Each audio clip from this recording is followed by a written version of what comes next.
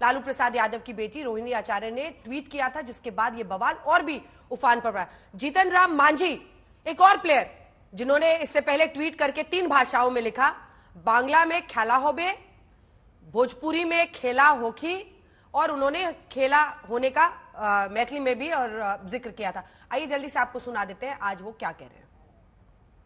राजनीतिक सरगर्मियों के बीच हमारे साथ हैं पूर्व मुख्यमंत्री जीतन राम मांझी। कैसे देखते हैं सर जो राजनीतिक घटनाक्रम बदला है, और कल गृह राज्य मंत्री नित्यानंद राय भी पहुंचे थे। नित्यानंद राय जी प्रायः हमारे पास आते हैं, हमको वो चचा के रूप में मानते हैं, और यहाँ तक के होता है कि जब कोई उद्घाटन और शिलान्यास में हम लोग जाते हैं तो सेंट्रल मिनिस्टर हैं, उद्घाटन करता है या पहला नाम उनको होना चाहिए। ये उनका बड़प्पन है या मेरे प्रति उनकी आस्था है कि वहाँ पर हमको ही उद्घाटन करता है या पहला नाम बनाते हैं। तो ये एक पारिवारिक संबंध है उनसे, चचा भतीजा का।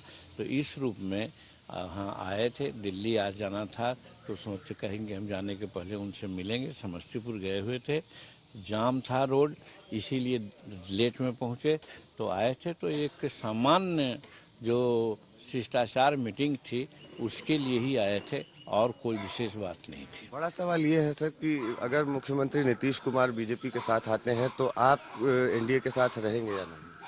हम एनडीए के साथ हैं, रहेंगे, इसमें कहाँ कोई दिक्कत की बात है। हम तो एक कह रहे हैं नीतीश कुमार को, और हम समझते हैं कि जो हम बोलते थे पहले वो बात आज सुशील कुमार मोदी बोल रहे हैं। हम कह रहे हैं कि एनडीए में यदि नीतीश कुमार आते हैं और एनडीए के लोग उनको स्वीकार करते हैं तो हम उनका विरोध नहीं करेंगे। सुशील मोदी कहते हैं स्वागत करेंगे, तो चाहे विरोध न करेंगे, इसका क्या मतलब हुआ?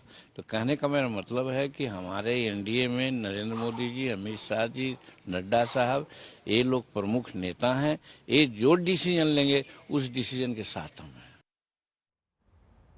तो जीतन राम मांझी भी अपने तेवर दिखा रहे हैं, और ये सुशील मोदी का उन्होंने जिक्र किया, लेकिन वो साफ अब सारे के सारे हाँ में हाँ मिलाते ही दिखाई दे रहे हैं। शशि भूषण, आप तो वहां पर मौजूद थे जब जीतन राम मांझी से नित्यानंद राय मुलाकात करने गए थे। ट्वीट में ज्यादा बोल गए जीतन राम मांझी, इस इंटरव्यू में कम। देखिए, सबकी मजबूरियां हैं और सबको पता है कि होगा वही जो बीजेपी का केंद्रीय नेतृत्व तय करेगा, जो प्रधानमंत्री नरेंद्र मोदी तय करेंगे, जो अमित शाह तय करेंगे, जो जेपी नड्डा जिस फैसले पर मुहर लगाएंगे। ये चाहे सहयोगी दल हो, उनकी कोई बहुत ज्यादा इसमें भूमिका नहीं है। अगर उनको एनडीए गठबंधन में रहना है तो बीजेपी की शर्तों के साथ उनको आगे बढ़ना होगा।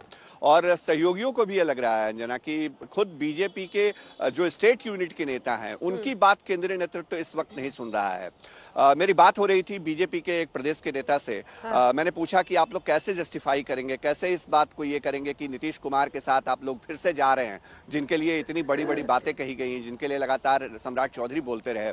उन्होंने कहा कि हमारे पार्टी के जो केंद्रीय नेता हैं, ये ऑफ रिकॉर्ड बातचीत में उन्होंने जो कहा, केंद्रीय नेतृत्व को ये लगता है बीजेपी के कि नीतीश कुमार बहुत लंबी पॉलिटिकल पारी अब नहीं खेलने वाले हैं, और नीतीश कुमार अगर बिहार में राजनीतिक शीर्ष पे रहे तो बीजेपी की बदौलत ही रहे। और अगर नीतीश कुमार अपने अंतिम दौर की राजनीति में हैं और उनके बाद अगर उनकी पूरी रॉयल्टी ट्रांसफर हो जाती है, पूरी उनकी सियासत का क्रेडिट जो है वो आरजेडी या लालू यादव, तेजस्वी यादव के पास चली जाती है, तो इससे बेहतर है कि नीतीश के साथ थोड़ा और रिश्ता निभाया जाए। नीतीश कुमार के बाद जो उनकी राजनीतिक जमीन है या उनका वोट बैंक है या जो सेक्शन है, उसकी दावेदारी कम से कम बीजेपी के पास रहे। ये बड़ी बात उन्होंने कही। और बड़ी खबर आ रही है, हिमांशु आपसे इस पर बात करेंगे एक सेकंड में। आप सबको जैसे खबर आएगी थोड़ा टोकूंगी आज।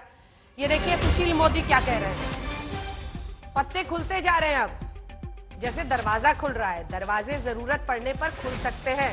सुशील मोदी 2 दिन पहले तक नीतीश कुमार पर जो हमले हो रहे थे, सम्राट चौधरी तो पटना तक हमले कर रहे थे बीते दिन, दिल्ली पहुंचते पहुंचते मौन साध गए।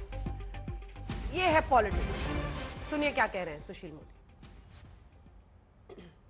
की बैठक में तो लोकसभा चुनाव की रणनीति पर विचार, और जहां तक देखिए नीतीश कुमार या जदयू का सवाल है, तो राजनीति में हमेशा दरवाजा बंद नहीं रहता है। तो दरवाजा बंद रहता, आवश्यकता पड़ने पर खुल भी सकता है जी। अब खुलेगा कि नहीं खुलेगा जी, क्या होगा ये मैं नहीं कर सकता हूँ। ये हमारा केंद्रीय नेतृत्व इन चीजों को तय करता है। जैसा मैंने कहा कि अगर दरवाजा बंद होता है तो राजनीति में दरवाजा खुलता भी है। तो बीजेपी के साथ नीतीश बना सकते हैं सरकार, ये बड़ी खबर हम बता रहे हैं।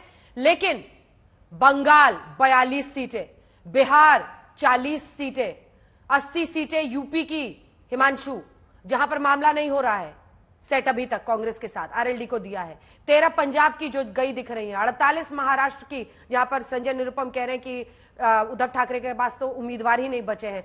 लगभग 210 सीटें यूं फिसलती जा रही हैं।